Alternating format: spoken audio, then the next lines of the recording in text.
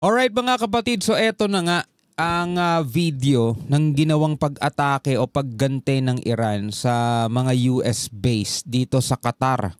Ayon dito sa balita mula rito sa UNTV, nagbabala ang embahada ng Pilipinas sa Qatar sa mga Pilipino doon na manatili sa kanilang tahanan sa gitna ng pag-atake ng Iran sa US military base doon. Samantala, kanselado ang ilang mga flights at isinara na ang airspace ng iba't ibang bansa sa Middle East dahil sa kaguluhan doon mga tol. Ito, panoorin natin itong video mula rito sa kay Christine EOFB, no?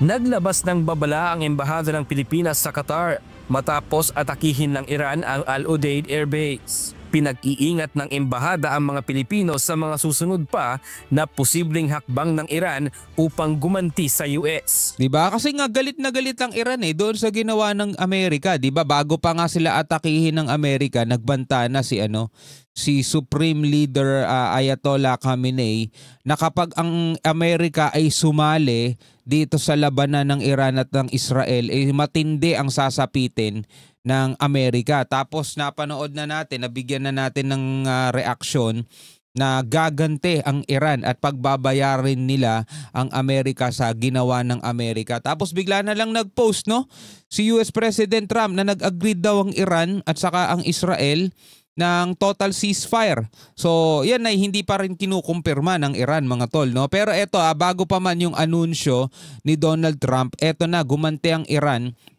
at tinira etong US base dito sa Qatar. Ito ay matapos pasabugan ng US ang 3 nuclear facility ng Iran.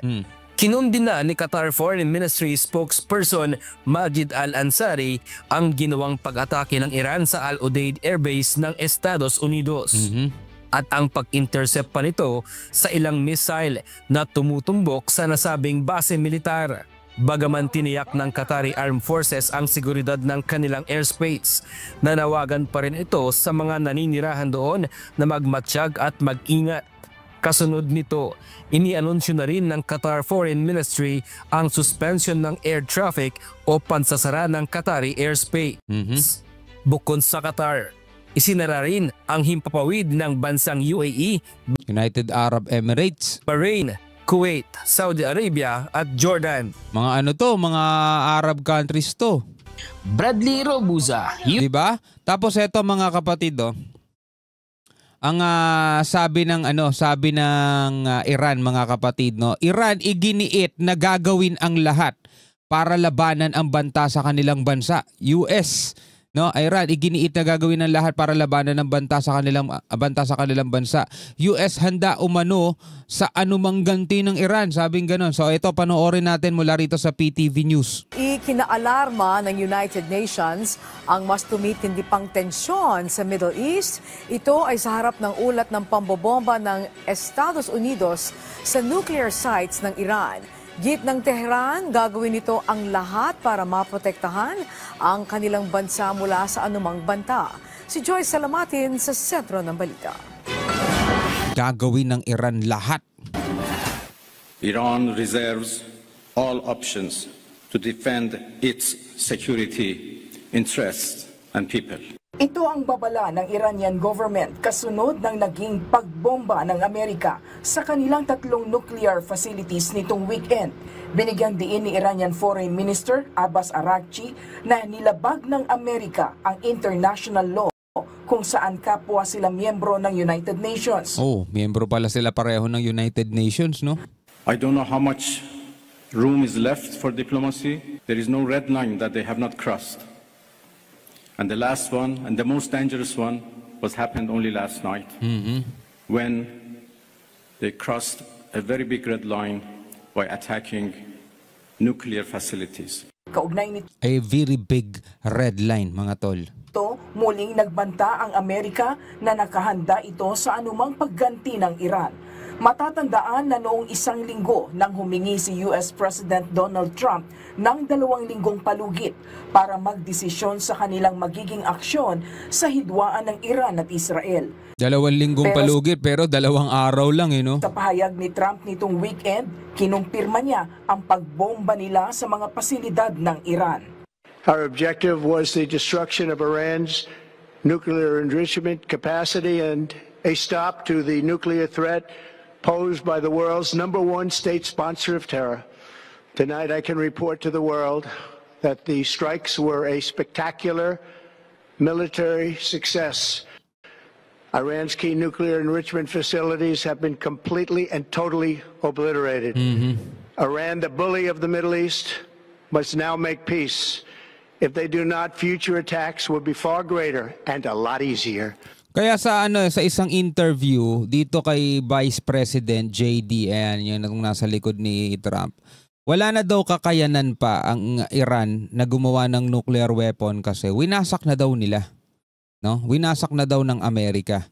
At doon din mismo sa isang interview sa Fox News, kung di ako nagkakamali mga tol, sinabi niya nga doon na inanunsyo ni US President Trump na nag-agreed na daw itong dalawang bansa, itong Iran at Israel, na magkaroon ng total ceasefire o tapusin na itong gerang to. Pero hindi pa rin niya nakukumpirma mga tol hanggang hindi natin nakikita o hindi talaga tumitigil mga tol itong dalawang to sa pagtitirahan nila sa isa't isa. Agad naman pinuri ng Israeli leader ang naging hakbang na ito ng Estados Unidos. History will record that President Trump acted to deny the world's most dangerous regime, the world's most dangerous weapons. His leadership today has created a pivot of history that can help lead the Middle East and beyond to a future of prosperity and peace. President Trump and I often say, peace through strength. First comes strength, then comes peace.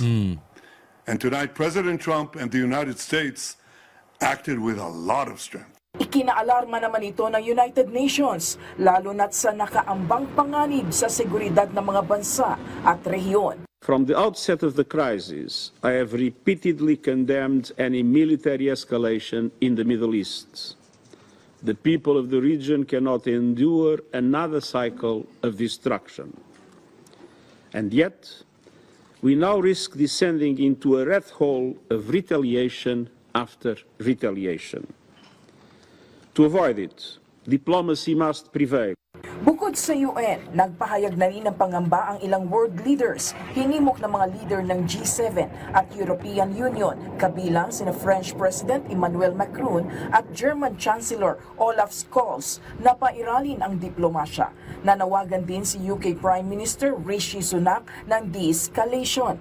Maging ang Pilipinas, nanawagan ng kapayapaan, kasabay ng pagtitiyak ng Department of Foreign Affairs sa kaligtasan ng lahat ng ating kababayang maiipit ng gyera.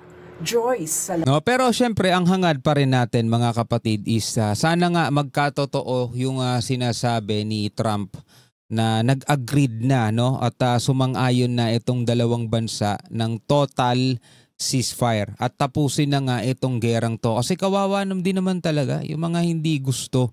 Pero syempre hindi sila dapat pakampante mga tol Hindi itong both parties, itong Iran at Israel dapat hindi sila pakampante, 'di ba? Kasi alam niyo na ito sa umpisa lang, no? Sige, tigil putukan, nagpapalakas lang ulit, bumabawi, inaayos yung mga nasira, inaayos yung mga damage. Etong Israel, paubos na yung Iron Dome, kailangan nila mag-ipon ulit. Etong Iran, ubos na missile, kailangan nila mag-ipon ulit at buuin yung mga nasira. Tapos pag ayos na ulit, bigla sila maglalabanan ulit. Walang katapusan, di ba? Anyway mga kapatid, bilang mga Pilipino, ano ang masasabi ninyo dyan? Comment na lamang kayo sa ibaba. Hanggang sa muli, ako nga pala si Shobaldi. Peace out.